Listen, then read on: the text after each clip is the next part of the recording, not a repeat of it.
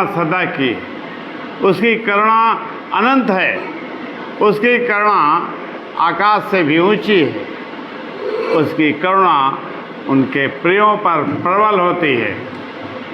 और हे पिता, हम तेरा धन्यवाद देते हैं, तू करुणा निधान है और तेरी करुणा की बहुतायत और बचाने की सच्ची प्रतिज्ञा के कारण ही आज सारे जगत के लोग, सारी सृष्टि के लोग तुझ पर आशा करते हैं, तुझ पर भरोसा रखते हैं और तेरी ओर देखते हैं, तेरी ओर देखते हैं, तुझे पुकारते हैं, तुझसे आहार मांगते हैं, तुझसे जीवन मांगते हैं और तू उन्हें तृप्त करता है। तू महिमामय परमेश्वर है, तू पापों का क्षमा करने वाला परमेश्वर है, तो रोगों को चंगा करता है। हे पिता, इस्राएल का तू चंगा करने वाला परमेश्वर है। और हे पिता, हम भी तेरा धन्यवाद करते हैं, हम भी तेरा आदर मान करते हैं, क्योंकि तेरी करुणा हम पर भी हुई है, तेरा अनुग्रह हम पर भी हुआ है।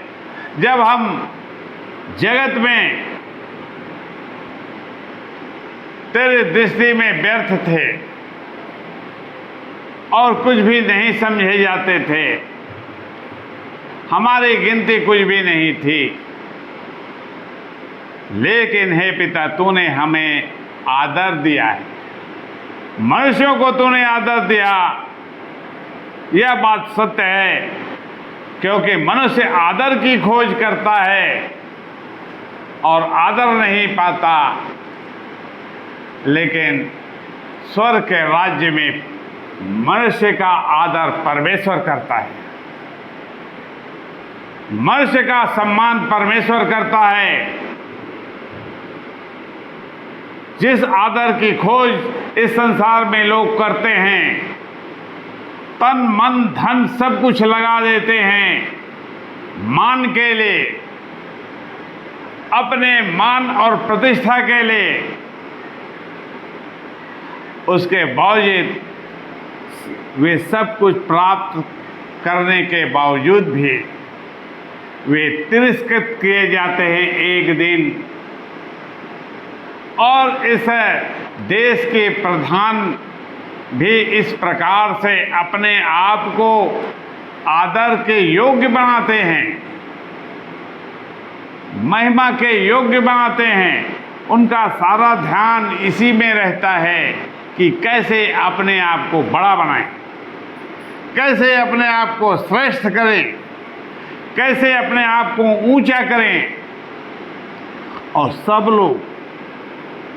लोग सारी सृष्टि और सारी सृष्टि के सब प्राणी उसके सामने झुके, उसके सामने झुके। लेकिन हे पिता, हम तेरा धन्यवाद करते हैं, तूने हमें चुन लिया है, तूने इस जगत में से हमें चुन लिया है और इसी कारण हम इस जगत में परदेसी हैं और मुसाफिर हैं। यह देश हमारा नहीं है, यह संसार हमारा नहीं है, हमारे लिए नहीं है और हमारा यहाँ कुछ भी भला नहीं है, भलाई नहीं। मनुष्य सब प्रकार का यत्न करके अपने भलाई को खोजता है, लेकिन उसका भला नहीं होता, किसी भी हालत में उसका भला नहीं होता। चाहे वह अपना सिर पटक दे, उसका कुछ भी भला नहीं होने वाला।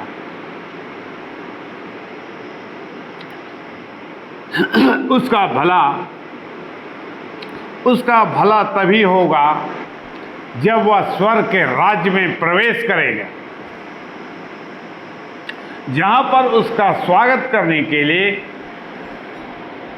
परमेश्वर सामने खड़ा है, द्वार में खड़ा है।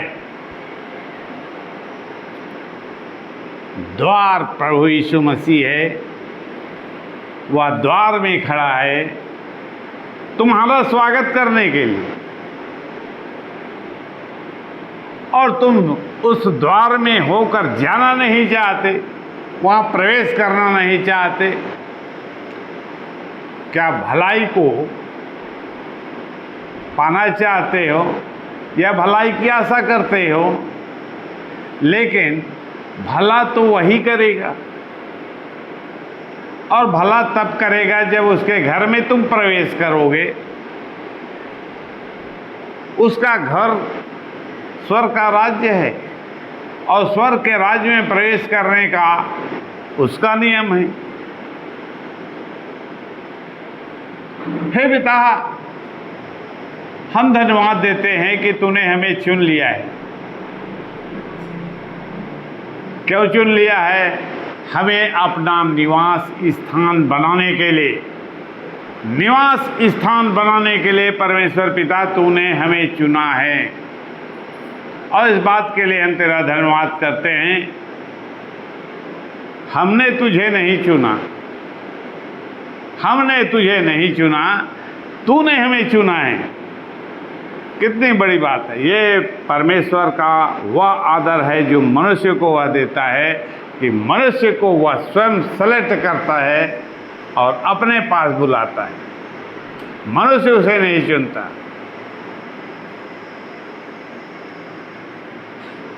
यह आदर और प्रतिष्ठा जो वह मनुष्यों को देता है, क्या छोटी बात है?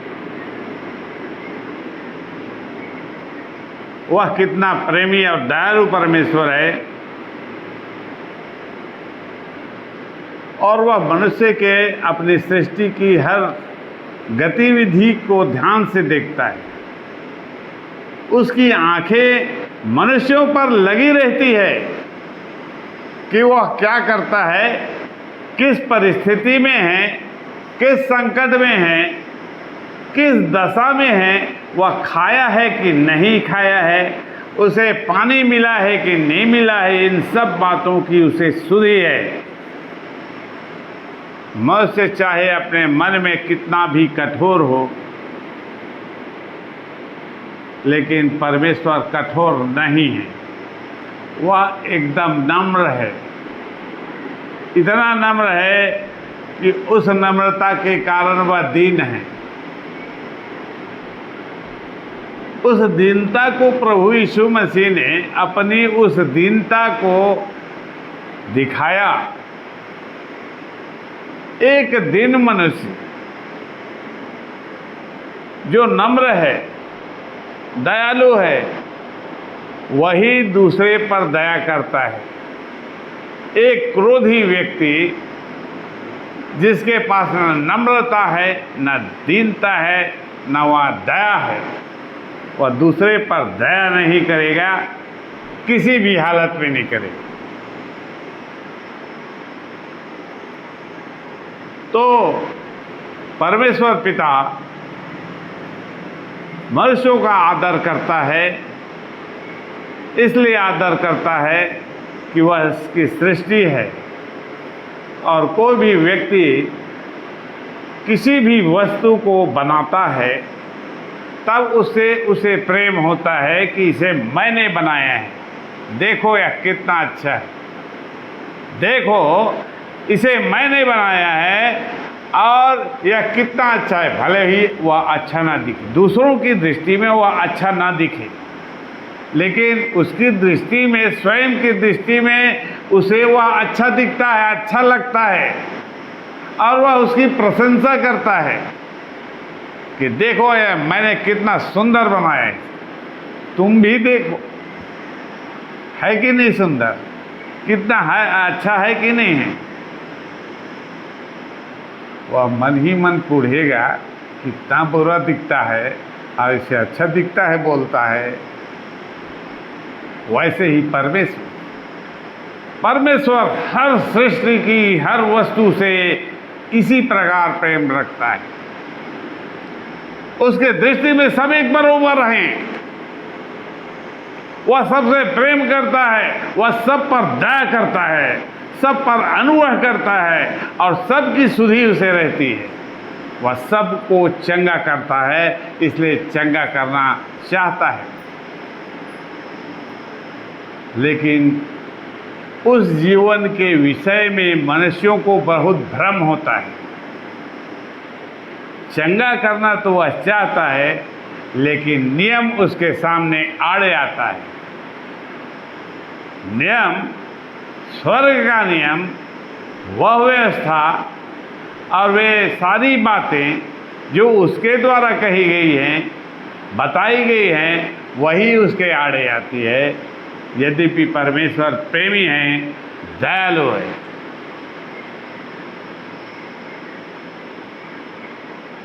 तो जैसे कहते हैं कानून सबके लिए बराबर है, सबके लिए एक है, वही बात है। वह चाहता है चंगा करना, वह चाहता है जीवन देना, लेकिन नियम उसे रोक देता है कि तुम ऐसा पक्षपात कैसे कर सकते हो। यदि इसे चंगा करते हो तो उसे भी चंगा करो, उसे जीवन देते हो तो उसे भी जीवन दो, उसका भला करते हो तो इसका भी भला करो। इस प्रकार से ये सारी बातें स्वर्ग के राज्य में होती है। ये सब बातें स्वर्ग के राज्य में होती है, और वे बातें वचन के रूप में होती है, आत्मा के रूप में होती है, आत्मा के द्वारा कार्य करती है, शरीर के द्वारा काम नहीं होता है। तो परमेश्वर पिता का धन्यवाद हो कि वह दयालु परमेश्वर है, और दया के कारण वह प्रत्येक प्राणी का उद्धार करना चाहता है। प्रत्येक मनुष्य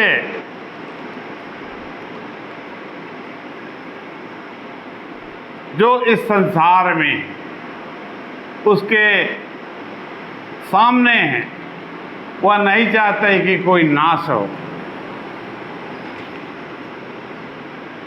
वह बिल्कुल नहीं चाहता है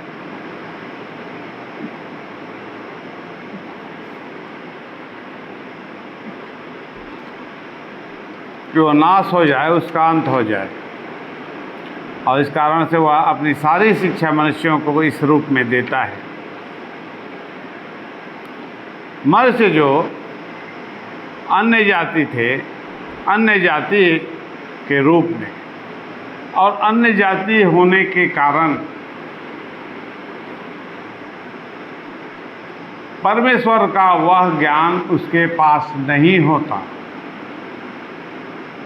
क्योंकि यह ज्ञान स्वर्ग के राज्य का ज्ञान जो परमेश्वर की ओर से है, यह ज्ञान सबसे पहले उसकी प्रजा के पास पहुंची, उसकी प्रजा इस्राएल के पास पहुंची, और वहीं से फिर वे सारे ज्ञान का विस्तार होते गया, वह बढ़ते गया, फैलते गया, और लोग जानते गए और समझते गए और अपनाते गए।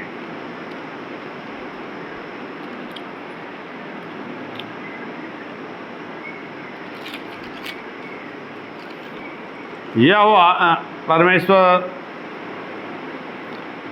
भजन संहिता 25 अध्याय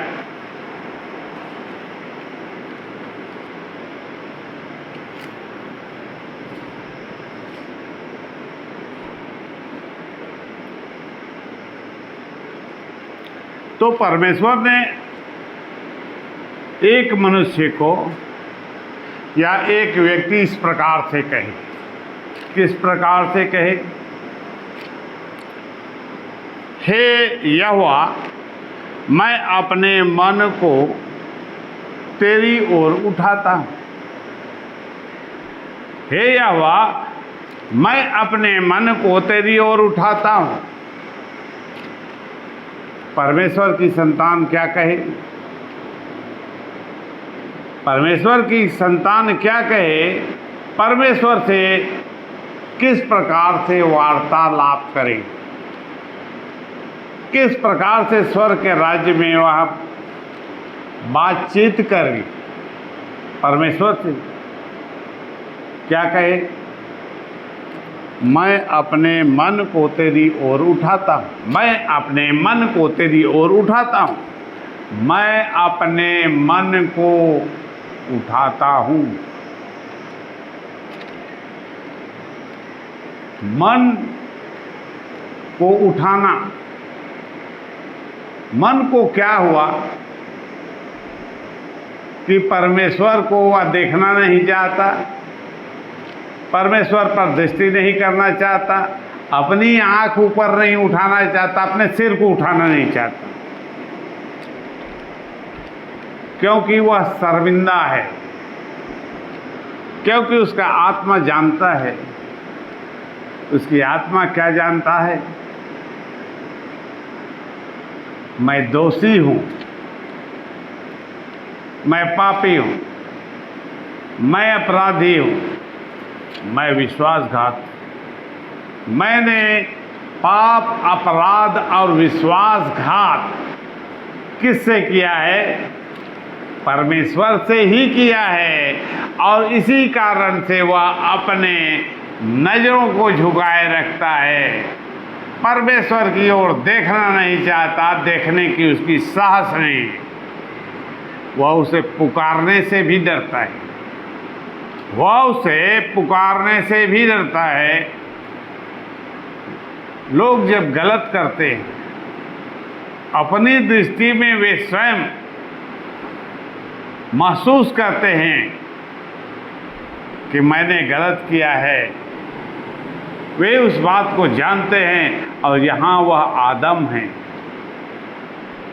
परमेश्वर ने मनुष्यों के सामने ये प्रश्न रख दिया कि जब तक तू अपने सिर को उठाकर मुझे नहीं देखेगा, तू कभी भी मुझे नहीं देख सकता। जब तक अपने मन को उठाएगा नहीं।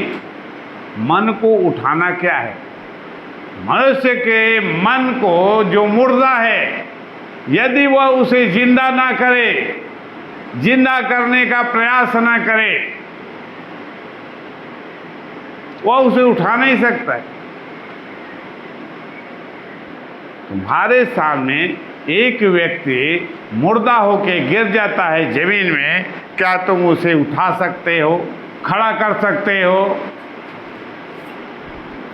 क्यों खड़ा नहीं कर सकते? क्योंकि जीवन का जो लिंक है वह तो टूट गया है, और जीवन का वह लिंक तो परमेश्वर के पास है, वही तो अनंत जीवन है। परमेश्वर के पास जो जीवन है वही जीवन का स्रोत है, और जीवन का वह स्रोत टूट चुका है, बाधित हो गया है। तो आदमी जब गिर जाता है, मर जाता है, तो उठ नहीं सकता।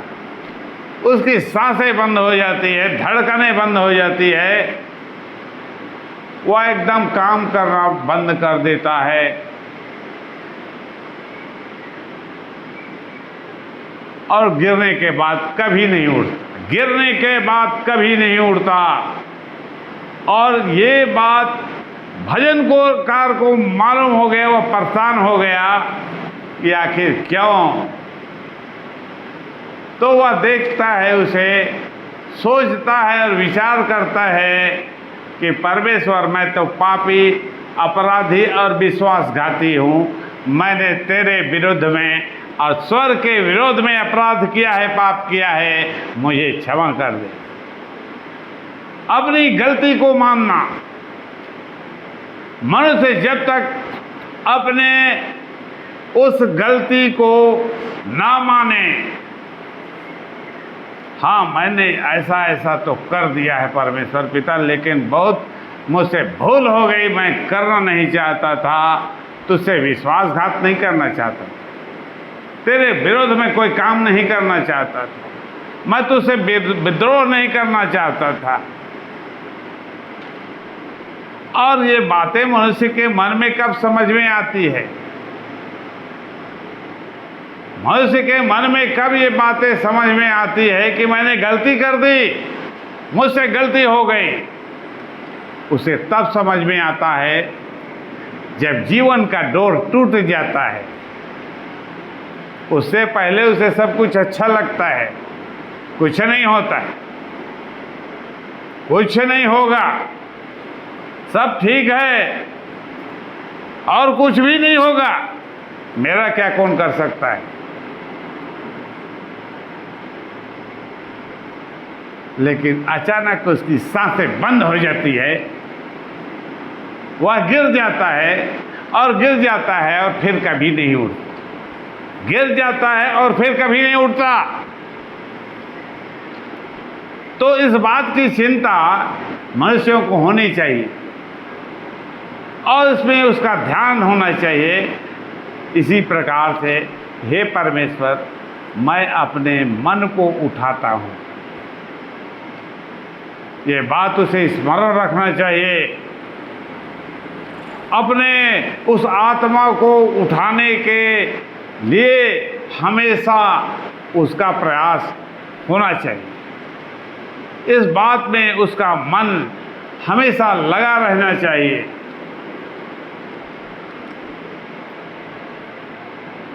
और हे मेरे परमेश्वर, मैंने तुझी पर भरोसा रखा। दूसरी बातें हैं भरोसा रखना। क्या उसने किसी मनुष्य पर भरोसा रखा?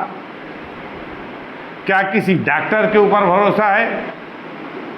क्या किसी वैद्य के ऊपर भरोसा रखा है? और या किसी व्यक्ति के ऊपर या किसी बलवंत के ऊपर? क्या किसी और शक्ति के ऊपर उसे भरोसा है? क्या किसी ताकतवर आदमी के ऊपर भरोसा है? क्या किसी धनवान के ऊपर भरोसा है? क्या उसे अपनी संपत्ति पर भरोसा है? क्या उसे अपने आप पर भरोसा है? क्या उसे अपने आप पर भरोसा है? भरोसा वह किसी पर भी करे, उसका कोई भरोसा काम नहीं करेगा। उसके शब्द क्या होने चाहिए? उसके शब्द क्या होने चाहिए? 2 पद, मैंने तुझी पर भरोसा रखा है, यह मनुष्य का शब्द होना चाहिए। मनुष्य क्या कहता है? मनुष्य एक दूसरे से किस प्रकार से बात करता है? क्या मुझ पर भरोसा नहीं है तुझे? क्या तुम मुझ पर विश्वास नहीं करते हो? यदि मनुष्य एक दूसरे पर भरोसा रखे या किसी के ऊपर भरोसा करे,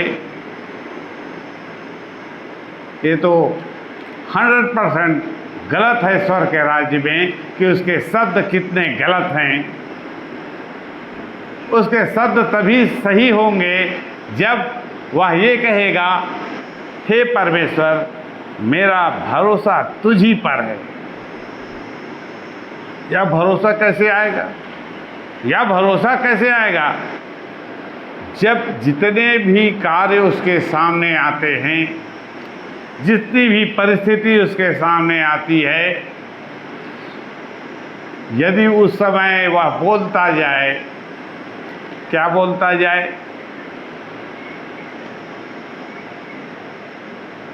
कि मेरा भरोसा तुझी पर है, तू ही मेरा चंगा करने वाला है, तू ही मुझे उठाकर खड़ा करेगा, तू ही मुझे जीवन देता है, तेरे ही जीवन के द्वारा मेरे जीवन के लिए सांसें चलती। किसी भी बात में मनुष्य के जो बोल हैं, जो उसके मुंह से निकलते हैं, वे मनुष्य का उस शब्द के अनुसार भला करती है या बुरा करती है। दोनों में से एक काम वे अवश्य करेंगी। या तो वह भला ही करेगा या बुरा करेगा।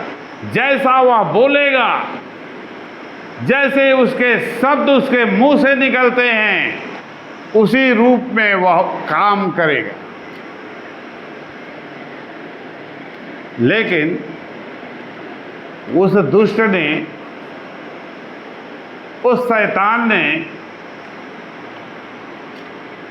जो बुरा काम है,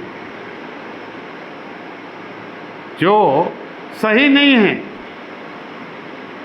उसमें अपनी सामर्थ्य को मिला दिया है, अपनी शक्ति को उसके साथ मिला दिया है। अंधकार की शक्ति अंधकार के काम के साथ मिले हुए हैं। इसलिए यदि वह बुरा बोले, उसका परिणाम कुछ ही समय में वह दिखाई देने लगेगा। वह सोचेगा मैं तुझे मार डालूंगा, और अगले ही पल पलक झपकते वह उसकी हत्या कर देता है। कितनी तेजी से वह काम करता है, और जितनी तेजी से वह काम करता है उतनी तेजी से जीवन का वचन काम नहीं करता है, उतनी तेजी से जीवन का वचन काम नहीं करता है जितनी तेजी से अंधकार के वो वचन काम करते हैं। इस संसार में अंधकार का राज्य है और अंधकार का ही प्रधान है, और इस संसार में उसके ही द्वारा सारे कार्य नियंत्रण। और जब यीशु मसीह संसार में आया, उसने क्या कहा? हमें अपना काम दिन ही दिन में कर लेना चाहिए। हमें अपना काम दिन ही दिन में कर लेना चाहिए। तो मनुष्य जो उसकी संतान है, उसके काम दिन के उजियाले के समान साफ और स्पष्ट होना चाहिए, साफ होना चाहिए। और अंधकार के काम क्या हैं? वे बुरे काम, वे पीठ पीछे काम करते हैं, छिपा कर काम करते हैं, एक दूसरे से छिपाते हैं। और जब छिपाते हैं तो अपने मन को परमेश्वर से अलग करने का प्रयास करते हैं। परमेश्वर के लिए मन को नहीं उठाते, परमेश्वर के लिए अपने मन को नहीं उठाते। जो जितने भी बुरे काम करेगा, वह अपने मन को परमेश्वर से अलग रखने का हर संभव प्रयास करता है। और जब वह ऐसा करता है, तब परमेश्वर से और अलग हो जाता है, भले ही वह प्रार्थना करता रहे, उपवास करता रहे, लेकिन वह अपनी दूरी को और बढ़ा लेता है। परमेश्वर से अपनी दूरी को और बढ़ा लेता है, और नहीं जानता कि मैंने परमेश्वर से कितना अलगाव को बढ़ा लिया है। जितना परमेश्वर दूर रहेगा, उसने तो तुम्हें चुन लिया है निवास स्थान होने के लिए। निवास स्थान का मतलब क्या है? जिस घर में तुम रहते हो, उसी घर में वो रहेगा। परमेश्वर जिस घर में तुम रहते हो, उसी घर में परमेश्वर रहना चाहता है, और तुम उसे निकाल बाहर करना चाहते हो। तुम उसे अपने पास नहीं रखना चाहते। परमेश्वर देख लेगा तो क्या कहेगा, क्या सोचेगा? जी, इसको चर्च में बैठा दो, तब तक हम अपना काम कर लेते हैं। इसे चर्च में बैठा दो, तब तक हम अपना काम कर लेते हैं। लेकिन परमेश्वर जहां पर तुम रहोगे, वहीं पर रहना चाहता है। तुम तो अलगाव स्वयं बनाना चाहते हो, परमेश्वर से दूरी स्वयं बनाना चाहते हो। तो परमेश्वर क्या उसे पागल कुत्ता काट दिया है कि वह तुम्हारे पास बार बार आएगा सहायता करने के लिए? परमेश्वर है, वो जैसा है वैसा है, उसका वचन जैसा है वैसा ही काम करता है। भले या तो भला करेगा या बुरा करेगा, वही परमेश्वर का शब्द तुम्हारे भीतर उसके शब्द गूंजते हैं, तुम्हारे मन में गूंजते हैं। लेकिन परमेश्वर के शब्द को तुम बंद कर देना चाहते हो और अंधकार के शब्द को फुल साउंड में खोल देते हो। अंधकार के शब्द, बुरे शब्द, उसे तुम सुनना चाहते हो, उसे खोल देना चाहते हो और उसके लिए सब बुराई करने के बाद क्या सोचते हो कि परमेश्वर मेरे साथ रहे, मेरी प्रार्थना को सुनता जाए और जैसे मैंने प्रार्थना की है उसके अनुसार काम करता जाए। बाकी वो अपना काम से काम रखे, चर्च के टाइम भी बात करे, बाकी टाइम में उससे बात करे। बाकी टाइम मुझसे बात क्यों करता है वो?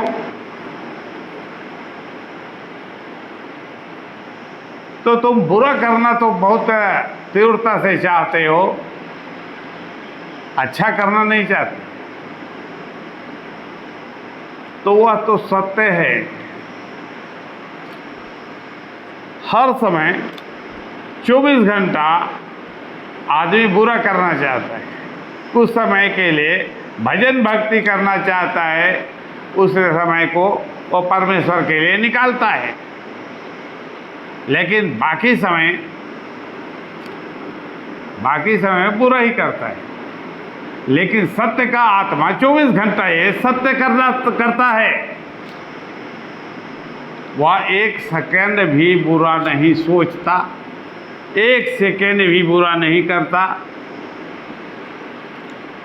वह लगातार अच्छा ही करेगा, वह लगातार सत्य ही करेगा, सत्य के काम को ही करेगा, जो सही है वही करेगा। अब तुम्हें और परमेश्वर में कितना अंतर है? परमेश्वर में और मनुष्य में कितना अंतर है? जमीन और आसमान का अंतर है। तुम 24 घंटा में 1 मिनट निकालना चाहते हो परमेश्वर के लिए, लेकिन परमेश्वर के पास 24 घंटे में 24 घंटे फुल टाइम है। और वो फुल टाइम तुम्हारे पास रहना चाहता है, फुल टाइम तुम्हारे पास रहना चाहता है।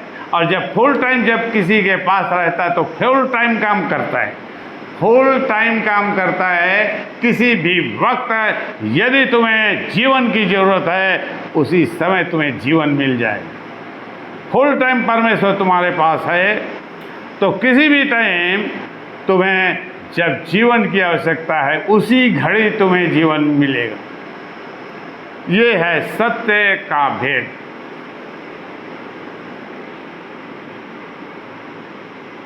एक मिनट में हम परमेश्वर के से वह प्राप्त कर लेंगे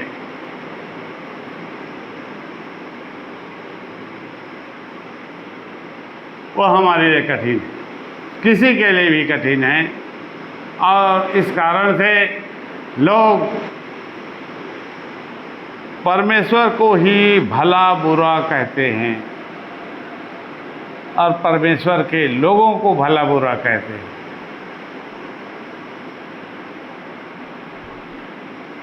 और परमेश्वर की सहायता को नहीं पा पाते, परमेश्वर की सहायता उन्हें नहीं मिलती। और हमें परमेश्वर की सहायता को पाने के लिए पसीना इसीलिए बहाना पड़ता है। पसीना बहाना, उसका मतलब क्या होता है कि एक व्यक्ति जब जितना गिड़गिड़ाएगा, जब तक गिड़गिड़ाएगा, जब तक परमेश्वर उसकी सुन ना ले, तब तक वह उसे पुकारेगा हर प्रकार से। और परमेश्वर को भी जब लगेगा कि आदमी ठीक है, अब मैं इसकी सुन लेता हूँ, सत्य के उस वचन से यदि उसका वचन अर्थात उसकी प्रार्थना मेल कर लेती है।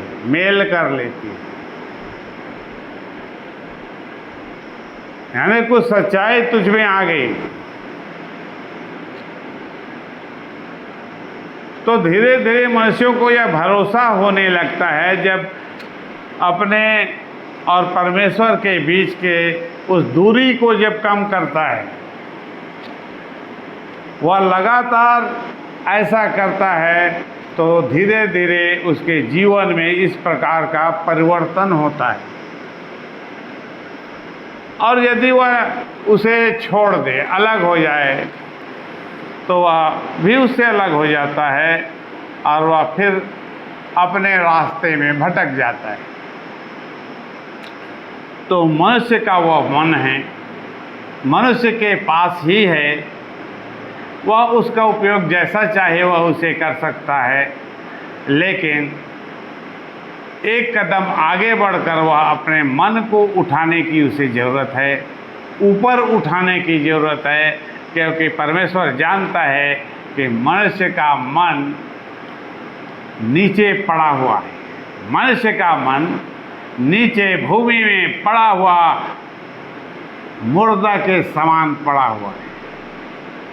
और परमेश्वर उसे देखता है कि यह मुर्दा है, पड़ा हुआ है, उठ नहीं रहता, वह इंतजार करता है और उसे उठाने का उपाय करता है, उसे उठाकर खड़ा करने का प्रयास करता है। जैसे लोग पानी खींचकर एक मुर्दे को उठाकर खड़ा करना चाहते हैं, बेहोश आदमी को।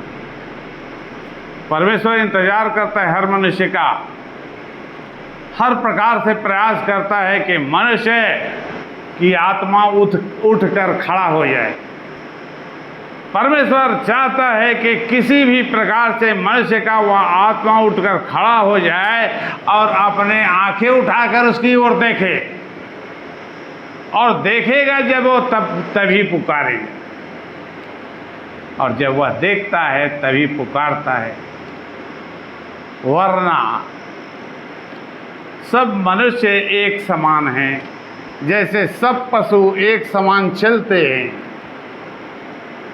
पशु और मनुष्य में कोई अंतर नहीं है, सबकी चाल एक है, मनुष्य हो चाहे पशु। तो मनुष्य यदि अपने आप को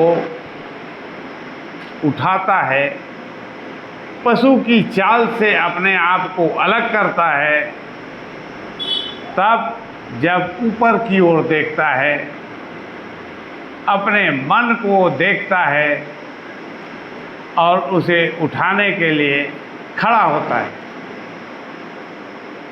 तब वह मनुष्य और पशु के बीच में अंतर कर देता है।